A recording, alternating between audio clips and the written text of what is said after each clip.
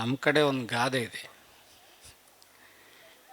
ಇಮಾಮ್ ಸಾಹೇಬರಿಗೂ ಗೋಕುಲಾಷ್ಟಮಿಗೂ ಏನು ಸಂಬಂಧ ಅಂತ. ನಿಮಗೆಲ್ಲ ಹಾಗೆ ಅನಿಸ್ಬೋದು.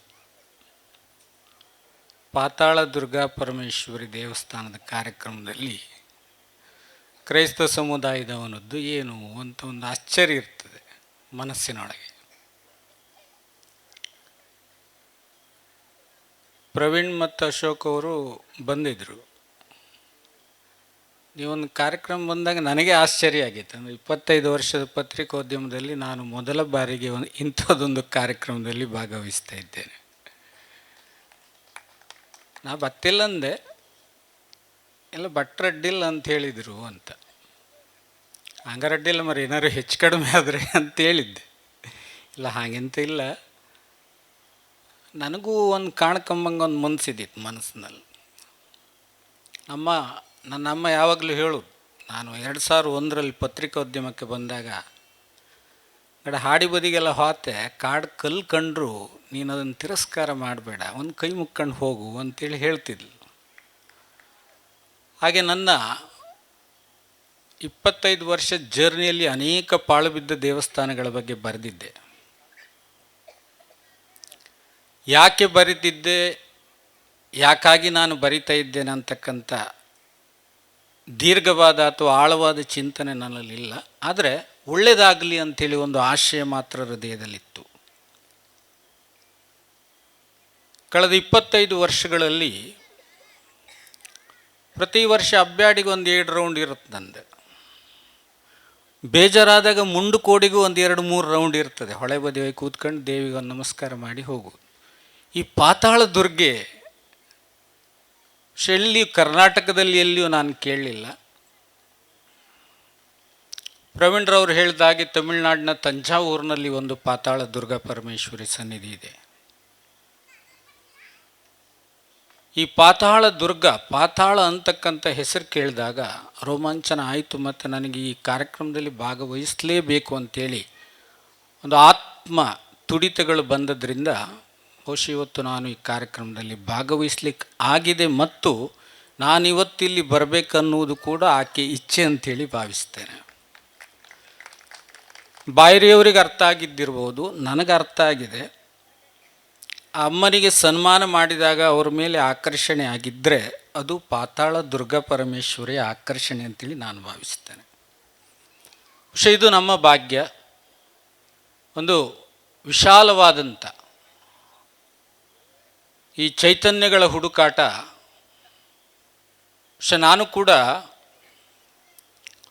ನಾನೊಬ್ಬ ವಿಜ್ಞಾನದ ವಿದ್ಯಾರ್ಥಿ.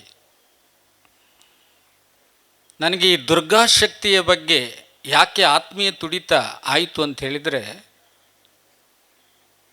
ನಾನು ಒಂದು NCC ಕ್ಯಾಂಪ್, ಅಂದರೆ ನಂದು C ಸರ್ಟಿಫಿಕೇಟ್ ಕೂಡ ಆಗಿತ್ತು. C ಸರ್ಟಿಫಿಕೇಟ್ ಆದರೆ ಈಗ ಪ್ರೆಸೆಂಟ್ ಸಿಚುವೇಷನಲ್ಲಿ ಡೈರೆಕ್ಟ್ ಮೇಜರ್ ಅಥವಾ ಕರ್ನಲ್ ಆಗ್ಬೋದು. ಆದರೆ ಆವಾಗ ಪರಿಸ್ಥಿತಿ ಇರಲಿಲ್ಲ. ಹೊಸ ಚರ್ಚನ್ನು ಬಿಟ್ಟು ನಾನು ಎಲ್ಲಿಗೂ ಹೋಗದಿದ್ದವನಿಗೆ ಕುಂಜಾರುಗಿರಿ ದುರ್ಗಾ ಪರಮೇಶ್ವರಿ ದೇವಸ್ಥಾನದಲ್ಲಿ NCC ಕ್ಯಾಂಪ್ ಆದಾಗ ನಾನು ಆ ದೇಗುಲದ ಹಿಂಬದಿ ಭಾಗದಲ್ಲಿ ಒಂದು ಮರದ ಬುಡದಲ್ಲಿ ಮಲಗಿದ್ದೆ. ವಿಪರೀತವಾದಂಥ ತಲೆ ಸಿಡಿತ ಉಂಟಾಗಿ ತಲೆ ಒಡೆದು ಹೋಗುವಷ್ಟಂತ ನೋವು ಬಂತು ನನಗೆ. ಬಹುಶಃ ನಾನು ನನ್ನ ಪಕ್ಕದಲ್ಲಿ, ಈಗ ಅವರು HP ಕಂಪೆನಿಯ ಹೆಡ್ ಆಗಿದ್ದಾರೆ ಗಣೇಶ್ ಅಂತ, ಮರ ಹಿಂಗೆ ಆತಿತ್ತಲ್ಲ ಮರ, ಎಂಥ ಸಾವ್ದು ಮರ, ನಾ ಸಮ ಇದ್ದೀನಲ್ಲ, ಎಂತ ಇಲ್ಲ ಒಳಗೆ ದೇವಸ್ಥಾನ, ನಾನು ಅದುವರೆಗೂ ದೇವಸ್ಥಾನದ ಒಳಗೆ ಹೋದವನಲ್ಲ. ಇಲ್ಲ ಮರೆ, ನಾ ಹೊರಗೆ ನಿಂತ್ಕೊಂಡು ಕೈ ಬೇಡ ಮರೆ, ಒಂದು ದುರ್ಗೆ ಎದುರು ನಿಂತ್ಕೊಂಡು ಬಿಡೀನಂತ. ಬಹುಶಃ ಆ ದಿನ ನಾನು ಅಲ್ಲಿ ಹೋದಾಗ ನನ್ನ ತಲೆಯ ನೋವಿನ ಶಮನ ಗುಣಮುಖವಾಯಿತು. ಆಫ್ಟರ್ ದ ಡಿಗ್ರಿ 2001ನಲ್ಲಿ ನಾನು ವಿಜಯ ಕರ್ನಾಟಕ ಜಾಯ್ನ್ ಆದಾಗ ಬಹುಶಃ ಎಲ್ಲೆಲ್ಲಿ ಪಾಳು ಬಿದ್ದ ದೇವಸ್ಥಾನ ಇತ್ತು ನಾನು ಹುಡುಕಾಟ ಮಾಡ್ಕೊಂಡು ಹೋಗಿದ್ದೆ. ಧರ್ಮಸ್ಥಳದ ಕಿಂತಲೂ ಒಂದು ಸ್ವಲ್ಪ ಮುಂದೆ ಶಿವಾಜಿಯಲ್ಲಿ ಒಂದು ದುರ್ಗಾ ಪರಮೇಶ್ವರಿ ದೇವಸ್ಥಾನ ಇದೆ.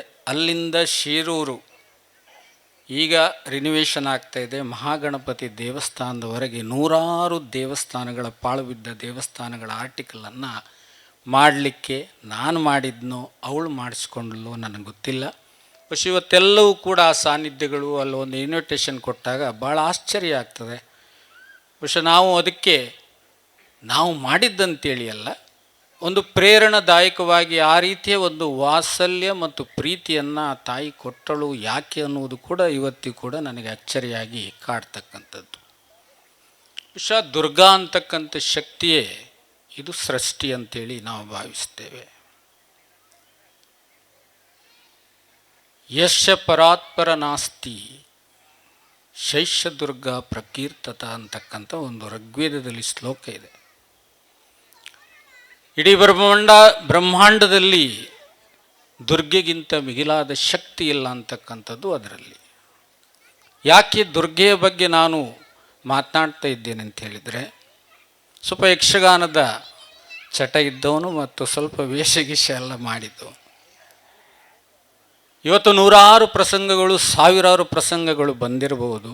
ಆದರೆ ನೀವು ಇಂದು ಆಡಿದರೂ, ನಾಳೆ ಆಡಿದರೂ, ಇನ್ನು ಶತಮಾನದ ನಂತರವೂ ಆಡಿದರೂ ಕೂಡ ದೇವಿ ಮಹಾತ್ಮೆ ಅಂತಕ್ಕಂಥ ಒಂದು ಆಖ್ಯಾನ ಯಾವತ್ತೂ ಕೂಡ ಅದರ ಜನಪ್ರಿಯತೆ ಕಡಿಮೆ ಆಗುವುದಿಲ್ಲ. ಯಾಕೆ ಹೀಗೆ ಅನ್ನುವಂಥದ್ದನ್ನು ನಾವು ಅರ್ಥ ಮಾಡಿಕೊಳ್ಬೇಕು. ದುರ್ಗೆ ಸೃಷ್ಟಿ, ಪ್ರಕೃತಿ, ಸಂರಕ್ಷಕಳು, ವಿನಾಶಗಳು, ಶಕ್ತಿ ಮತ್ತು ಮಾಯೆ ಅಂಥೇಳಿ ಅವಳನ್ನು ಕರೀತಾರೆ. ತೈಥೇರಿಕ ಅರಣ್ಯಕದಲ್ಲಿ ಒಂದು ಶ್ಲೋಕ ಬರ್ತದೆ. ತಾಮಾಗ್ನಿವರ್ಣಂ ತಪಸಾ ಜ್ವಲಂತಿಂ ವೈರೋಚನಿಯಂ ಕರ್ಮಫಲಜುಷ್ಟಂ ದುರ್ಗಾಂ ದೇವೀಂ ಶರಣಂ ಪ್ರಪದೆ ಸುತರಸೆ ತರಸೆ ನಮ ಅಂತ. ಇದನ್ನು ನೀವು ಋಗ್ವೇದದಲ್ಲಿ ಕೂಡ ವಿಶ್ಲೇಷಣೆ ಮಾಡಿದ್ದಾರೆ. ಬೆಂಕಿಯ ವರ್ಣದವಳು, ಬೆಂಕಿಯಲ್ಲಿ ಜನಿಸಿದವಳು,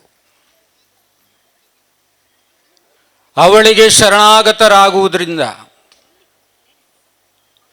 ಲೌಕಿಕದ ಈ ಪ್ರಪಂಚದಿಂದ ನಿಮಗೆ ಮೋಕ್ಷವನ್ನು ಕೊಟ್ಟು ಅಲೌಕಿಕದತ್ತ ನಡೆಸ್ತಕ್ಕಂಥವಳು ಅಂತಕ್ಕಂಥದ್ದು ಈ ಶ್ಲೋಕದ ಅರ್ಥ. ಬಹುಶಃ ನೀವು ವೇದವನ್ನು ನೋಡಿ, ಉಪನಿಷತ್ತನ್ನು ನೋಡಿ, ಪುರಾಣಗಳನ್ನು ನೋಡಿ, ಭಾಗವತವನ್ನು ನೋಡಿ, ಈ ಎಲ್ಲದರಲ್ಲಿ ಕೂಡ ದೇವಿಯ ಚಿಂತನೆ, ವಿಶ್ಲೇಷಣೆ, ಶಕ್ತಿ ಇದೆಲ್ಲಗಳ ಕೂಡ ಅರ್ಥಗಳು ಮತ್ತು ವ್ಯಾಖ್ಯಾನಗಳು ಬರುತ್ತವೆ. ಸೃಷ್ಟಿಯು ಅವಳು, ವಿನಾಶನವೂ ಅವಳು ಅಂಥೇಳಿದ ಮೇಲೆ ನಾವು ಬದುಕಬೇಕಾಗಿದೆ. ಸಂಸ್ಕೃತಿಯ ಜೊತೆಯಲ್ಲಿ ಬದುಕಿದಾಗ ಮಾತ್ರ ತಾಯಿಗೆ ಗೌರವ ಕೊಟ್ಟಂಥ ಕಾರ್ಯ ಆಗ್ತದೆ.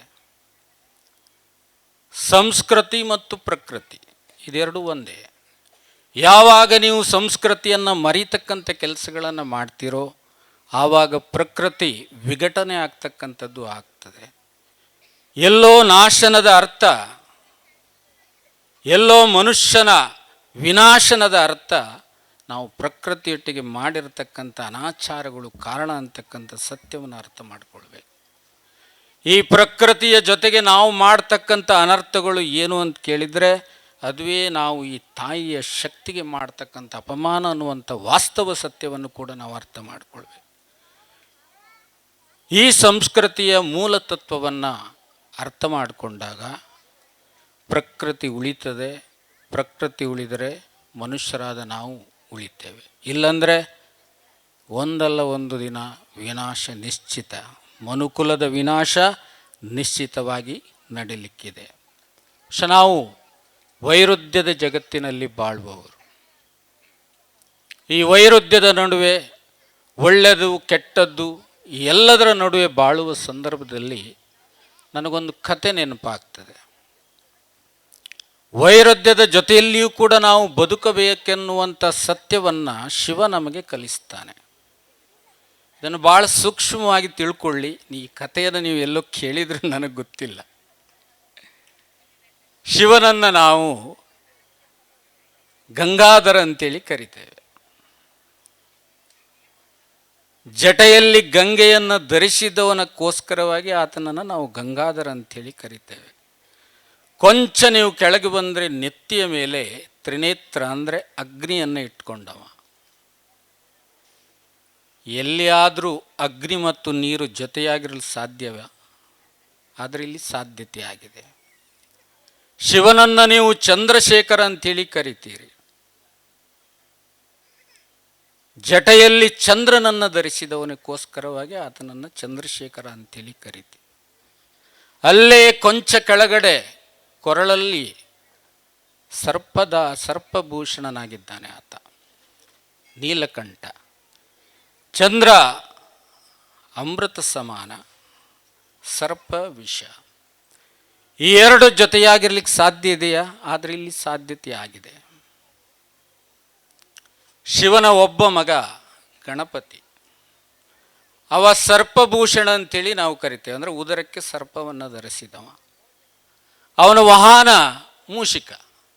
ಎಲ್ಲಿಯಾದರೂ ಹಾವು ಮತ್ತು ಮೂಷಿಕ ಒಟ್ಟಾಗ್ಲಿಕ್ಕೆ ಸಾಧ್ಯತೆ ಉಂಟ?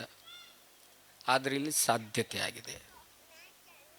ಶಿವನ ಇನ್ನೊಬ್ಬ ಮಗ ಸುಬ್ರಹ್ಮಣ್ಯ, ಪೂರ್ಣ ನಾಗ ಅಂತೇಳಿ ನೀವು ಭಾವಿಸ್ತೀರಿ, ನಾವು ಭಾವಿಸ್ತೇವೆ. ಈ ಸುಬ್ರಹ್ಮಣ್ಯನ ವಾಹನ ಯಾವುದು ಕೇಳಿದರೆ ನವಿಲು. ಎಲ್ಲಿಯಾದರೂ ನವಿಲು ಮತ್ತು ಸರ್ಪ ಜೊತೆಯಾಗಿರಲಿಕ್ಕೆ ಸಾಧ್ಯ ಇದೆಯಾ? ಆದರೆ ಇಲ್ಲಿ ಸಾಧ್ಯತೆ ಆಗಿದೆ. ಶಿವನ ವಾಹನ ನಂದಿ, ಸತಿಯ ವಾಹನ ಶಿವ. ಈ ನಂದಿ ಮತ್ತು ಶಿವ ಎಂದಾದರೂ ಜೊತೆಯಾಗಲಿಕ್ಕೆ ಸಾಧ್ಯ ಇದೆಯಾ? ಆದರೆ ಇಲ್ಲಿ ಸಾಧ್ಯ ಆಗಿದೆ. ಇದು ಬದುಕಿನಲ್ಲಿ ಎದುರಾಗುವ ವೈರುಧ್ಯದ ಜೊತೆ ನಾವು ಹೇಗೆ ಬದುಕಬೇಕನ್ನುವುದನ್ನು ಶಿವತತ್ವ ನಮಗೆ ಕಲಿಸ್ತದೆ. ಮತ್ತು ಇದೊಂದು ಸಾಕಾರ ರೂಪದಲ್ಲಿ ನಾವು ಇದು ಕಾಣಲಿಕ್ಕೆ ಸಾಧ್ಯ ಇದೆ. ನಾವು ಯಾಕೆ ಬದುಕಬೇಕು ಅಂತ ಕೇಳಿದರೆ, ನಾವೊಂದು ಪ್ಯಾಕೇಜ್ ಟೂರಿನಲ್ಲಿ ಬಂದವರಷ್ಟೇ, ಬೇರೆ ಎಂಥದ್ದು ಇಲ್ಲ.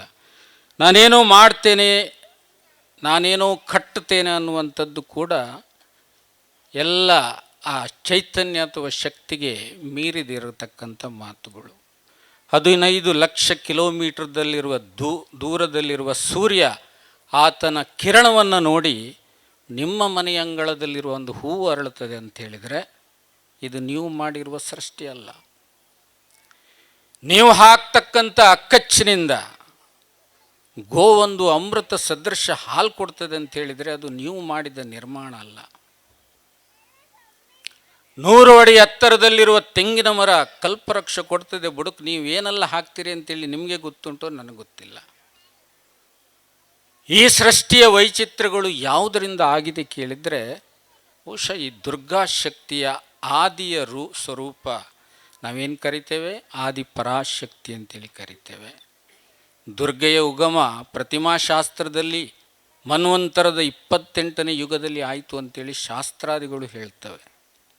ಆದರೆ ನಾವು ಬದುಕು ಹೇಗೆ ಸಾಗಿಸಬೇಕಂತ ಕೇಳಿದರೆ ಪ್ರಕೃತಿದತ್ತವಾಗಿ ಬದುಕಬೇಕು. ಪ್ರಕೃತಿಯೇ ನಮ್ಮ ಜೀವನ ಆಗಬೇಕು. ಪ್ರಕೃತಿಗೆ ನೀವು ಕೊಡುವ ಗೌರವ ಈ ಜಗತ್ತಿನ ಎಲ್ಲ ಸ್ತ್ರೀ ಶಕ್ತಿಗಳಿಗೆ ಮತ್ತು ತಾಯಿ ದುರ್ಗೆ ಕೊಡತಕ್ಕಂಥ ಗೌರವ ಆಗ್ತದೆ. ನಾವೇನು ಮಾಡಬೇಕಾದ್ದಿಲ್ಲ. ಅಶೋಕ್ ಅವರು ಹೇಳಿದರು, ನಮ್ಮ ಬದುಕಿನಲ್ಲಿ ಒಂದಿಷ್ಟು ಸೇವೆ ಮಾಡೋಣ. ನಾನು ಒಂದು ಕಡೆ ಹೇಳಿದ್ದೆ, ನಮ್ಮ ಹೃದಯ ಇನ್ನೊಬ್ಬರ ಸೇವೆಗೆ ಮಿಡಿದಾಗ, ಇನ್ನೊಬ್ಬರ ಹೃದಯದಲ್ಲಿ ಆನಂದ ಆದಾಗ ಅದೇ ಭಗವಂತನ ದರ್ಶನ ಆಗ್ತದೆ ಅಂತೇಳಿ ನಾನು ಮಾತು ಹೇಳಿದ್ದೇನೆ. UPಯಲ್ಲಿ ಒಬ್ಬರು ಡಾಕ್ಟ್ರ್ ಇದ್ದಾರೆ, ಸಚಿನ್ ಪರಬ್ ಅಂತ, ಒಳ್ಳೆ ಸ್ಪೆಷಲಿಸ್ಟ್ ಅವರು. ಅವರ ಆಸ್ಪತ್ರೆಗೆ ಮಲ್ಟಿ ಆರ್ಗನ್ ಅಂದರೆ ಬಹು ಅಂಗಾಂಗಗಳ ವೈಫಲ್ಯ ಕಂಡಂಥ ಒಂದು ಪೇಷಂಟ್ ಬರ್ತಾರೆ. ಅವರಿಗೆ 70-75 ವರ್ಷ ಆಗಿರ್ತದೆ. ಅವರು ಮನೆಯವರೆಲ್ಲ ಆಸೆ ಬಿಟ್ಟಿರ್ತಾರೆ, ಆದರೂ ಕೂಡ ಪ್ರಯತ್ನಗಳನ್ನ ಮಾಡ್ತಾರೆ. ಅಗರ್ಭ ಶ್ರೀಮಂತರವರು. ಡಾಕ್ಟರ್ ಸಚಿನ್ ಪರಬ್ ICU ಒಳಗೆ ಹೋಗಿ ನೋಡುವಾಗ ಆ ಪೇಷಂಟ್ನ ಕಣ್ಣಲ್ಲಿ ಧಾರಾಕಾರವಾಗಿ ನೀರು ಬರ್ತಾ ಇರ್ತದೆ. ಅವರು ಕಣ್ಣೀರನ್ನು ಒರೆಸಿ, ನೀವು ಯಾಕೆ ಕಣ್ಣೀರು ಹಾಕ್ತಾ ಇದ್ದೀರಿ ಅಂತೇಳಿ ಕೇಳಿದರು. ಈ ಕಣ್ಣೀರು ಹಾಕ್ಲಿಕ್ಕೆ ಕಾರಣ ಇದೆ. ನಾನಿಷ್ಟೆಲ್ಲ ಸಂಪಾದನೆಯನ್ನು ಮಾಡಿದೆ, ಇಷ್ಟೆಲ್ಲ ಐಶ್ವರ್ಯಗಳನ್ನು ಕೂಡಿ ಹಾಕಿದೆ. ಈ ಐಶ್ವರ್ಯ, ಸಂಪತ್ತು, ಬಂಗಲೆ ಮತ್ತು ನನ್ನ ಇಡೀ ಜೀವನದಲ್ಲಿ ಒಬ್ಬ ಮನುಷ್ಯನಿಗೂ ಕೂಡ ಉಪಕಾರ ನಾನು ಮಾಡಲಿಲ್ಲ. ಎಲ್ಲ ನನ್ನ ಸ್ವಾರ್ಥಕ್ಕಾಗಿ, ನನ್ನ ಸ್ವಂತಕ್ಕಾಗಿ ಬಳಸ್ಕೊಳ್ತಕ್ಕಂಥ ಪ್ರಯತ್ನ ಮಾಡಿ ನನ್ನ ಅಹಂಕಾರದ ಕಾರಣಕ್ಕಾಗಿ ನನಗಿವತ್ತು ಈ ಸ್ಥಿತಿ ಬಂದಿದೆ. ನಾನು ಸಾಯುವುದು ನಿಶ್ಚಿತ. ಸಾವು ನನ್ನದು ಕಣ್ಣೀರಿನ ಮೂಲಕ ಆಗಬೇಕನ್ನುವಂಥದ್ದು ಈ ಕೊನೆಗಾಲದ ಬಯಕೆ ಅಂತ ಹೇಳಿದಾಗ ಸಚಿನ್ ಪರಬ್ ICUಯಿಂದ ಹೊರಗೆ ಬರ್ತಾರೆ. ಒಬ್ಬರನ್ನು ಪ್ರಶ್ನೆ ಮಾಡ್ತಾರೆ, ನಿನ್ಗೆ ಹ್ಯಾಂಗೆ ಸಾಯ್ಕೊಂಬಂಗಿತ್ತಂತ. ಜೀವನದ ಅಂತ್ಯಕಾಲದಲ್ಲಿ ನಗು ನಗುತ್ತೆ ಪ್ರಾಣವನ್ನು ಬಿಡಬೇಕಾ ಅಥವಾ ಕಣ್ಣೀರಲ್ಲಿ ಕಾಲು ಕೊಳೆದು ನರಳಾಡಿ ಸಾಯಬೇಕಂಥೇಳಿ ಚಾಯ್ಸನ್ನು ಕೇಳಿದಾಗ ಆತ ನಾನು ನಗು ನಗುತ್ತಾ ಸಾಯ್ಬೇಕಂತಾನೆ. ಒಳಗೊಂದು ಹಾಗೆ ಇತ್ತು ಕೇಸು. ಅದಕ್ಕೆ ಅವ್ರು ಹೇಳ್ತಾರೆ, ಜೀವನದಲ್ಲಿ ಎಡ್ದಷ್ಟು ಒಳ್ಳೆಯ ಕರ್ಮಗಳನ್ನು ನೀನು ಮಾಡಿದಾಗ ಆ ಕರ್ಮದ ಪ್ರತಿಫಲ ನಮಗೆ ನಮ್ಮ ಅಂತಿಮ ಕಾಲಘಟ್ಟದಲ್ಲಿ ಅನುಕೂಲಕ್ಕೆ ಬರ್ತದೆ ಅಂತಕ್ಕಂಥದ್ದು ಸಚಿನ್ ಪರಬ್ ಅವರು ಇತ್ತೀಚೆಗೆ ನಾನು ಒಂದು ವಿಡಿಯೋ ಕಂಡಾಗ ನೋಡಿದೆ. ನಾವು ಅರ್ಥ ಮಾಡಿಕೊಳ್ಬೇಕಾಗಿದೆ. ಪ್ಯಾಕೇಜ್ ಟೂರ್ ಆಗಿ ನಾವು ಈ ಭೂಮಿಗೆ ಬಂದವರು. ಇಲ್ಲಿ 3 ಮಾತ್ರ ಸತ್ಯ: ಒಂದು ದೇವರು, ಒಂದು ಈ ಜೀವ, ಮತ್ತೊಂದು ಜಗತ್ತು. ಬೇರೇನೂ ಇಲ್ಲ. ನಾವು ಮಾಡಬೇಕಾದಿಷ್ಟೇ. ಪ್ರವೀಣ್ ಇರ್ಬೋದು, ಕ್ರಮದಾರಿ ಇರ್ಬೋದು, ಉಮೇಶ್ ಇರ್ಬೋದು, ಅಥವಾ ನಮ್ಮ ಅಶೋಕ್, ತುಂಬ ಗೆಳೆಯರಿಲ್ಲಿದ್ದಾರೆ. ಇವರೆಲ್ಲ ಸಮಾಜಕ್ಕಾಗಿ ಬದುಕ್ತಾ ಇದ್ದಾರೆ. ಸಮಾಜದ ಜನರ ನೋವುಗಳನ್ನು ಕಳಚುವುದಕ್ಕೋಸ್ಕರವಾಗಿ ಬದುಕ್ತಾ ಇದ್ದಾರೆ.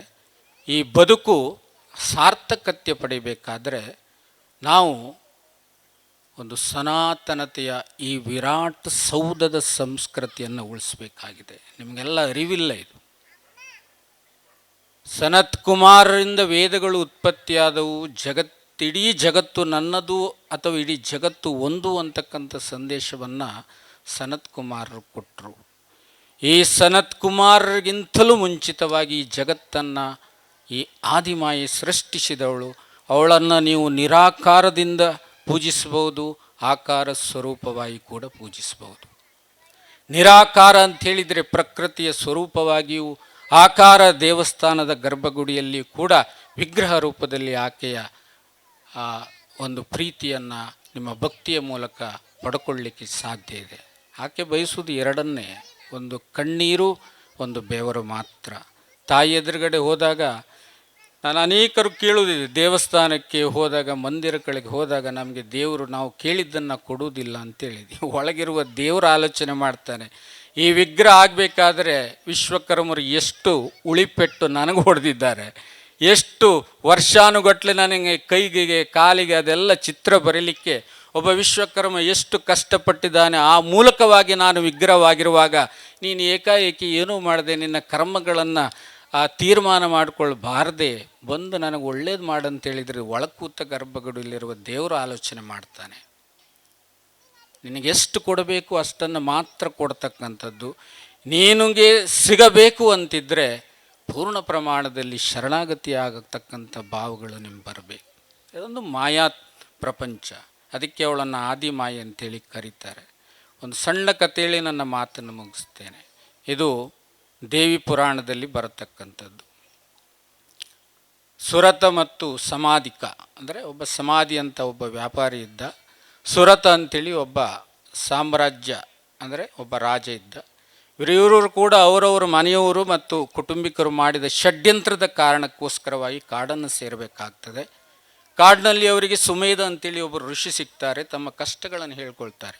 ನಮಗೆ ಇವರೆಲ್ಲ ಮೋಸ ಮಾಡಿದ್ದಾರೆ, ನಮ್ಮ ಮನೆಯವರು, ಕುಟುಂಬದವರು, ಹೆಂಡತಿ, ಮಕ್ಕಳು ಎಲ್ಲ ಅನ್ಯಾಯ ಮಾಡಿದ್ದಾರೆ. ಆದರೂ ಕೂಡ ಕಾಡಿನ ಹಾದಿಯನ್ನು ಸವಿಸುವಾಗ ಇವರದ್ದು ನೆನಪಾಗ್ತದೆ. ನನಗೆ ಮಾಯೆ ಬಿಡ್ತಾ ಇಲ್ಲ. ನನ್ನ ಹೆಂಡತಿ ನೆನಪಾಗ್ತಾರೆ, ಮಕ್ಕಳು ನೆನಪಾಗ್ತಾರೆ, ನನ್ನ ಸಾಮ್ರಾಜ್ಯದ ನೆನಪಾಗ್ತದೆ ಅಂತ ಹೇಳಿದಾಗ, ಬಹುಶಃ ನೀವೆಲ್ಲ ಯಕ್ಷಗಾನವನ್ನು ನೋಡಿದರೆ, ಮೈಸಾಸುರ ಮರ್ದಿನಿಯ ಕಥಾನಕವನ್ನು ನೋಡಿದರೆ, ಶುಂಭ ನಿಶುಂಭರನ್ನು ಕೊಲ್ತಕ್ಕಂಥ ಕಥಾನಕವನ್ನು ನೋಡಿದರೆ, ಬಹುಶಃ ಆ ಸಂದರ್ಭದಲ್ಲಿ ಸುಮೇಧ ಋಷಿಗಳು ದೇವಿಯ ಆಖ್ಯಾನವನ್ನು ಹೇಳ್ತಾರೆ. ಮಧುಕೈಟಭರಿಂದ ಹಿಡಿದು ಮಹಿಷನ ಅಂತ್ಯದವರೆಗೆ ಕಥೆಯನ್ನು ಹೇಳಿ ಅವರಿಗೆ ನಿಮಗೀಗ ಏನಾಗಬೇಕು ಅಂತೇಳಿ ಕೇಳಿದಾಗ ಸಮಾಧಿಕ ಹೇಳ್ತಾನೆ, ನನಗೆ ಮೋಕ್ಷದ ಹಾದಿ ತೋರಿಸಿ ಮನೆ ಮಠ ಬೇಡ ಅಂತೇಳಿ ಹೇಳ್ತಾನೆ. ಸುರತ ಹೇಳ್ತಾನೆ, ನನಗೆ ಸಾಮ್ರಾಜ್ಯ ಬೇಕು, ಆದರೆ ನನ್ನವರು ಬೇಡ, ಸಾಮ್ರಾಜ್ಯ ಆಗಬೇಕು ಕೇಳಿದರೆ ಪ್ರಜೆಗಳ ರಕ್ಷಣೆಗಾಗಿ ನನಗೆ ಸಾಮ್ರಾಜ್ಯ ಬೇಕು ಅಂತಕ್ಕಂಥದ್ದು. ಅಂದರೆ ನಮ್ಮ ಜೀವನದಲ್ಲಿ ಏನೇ ನಡೆದರೂ ಕೂಡ ಅದರ ಹಿಂದೆ ಒಂದು ಮಾಯಾಶಕ್ತಿ ಇದೆ. ಅದನ್ನು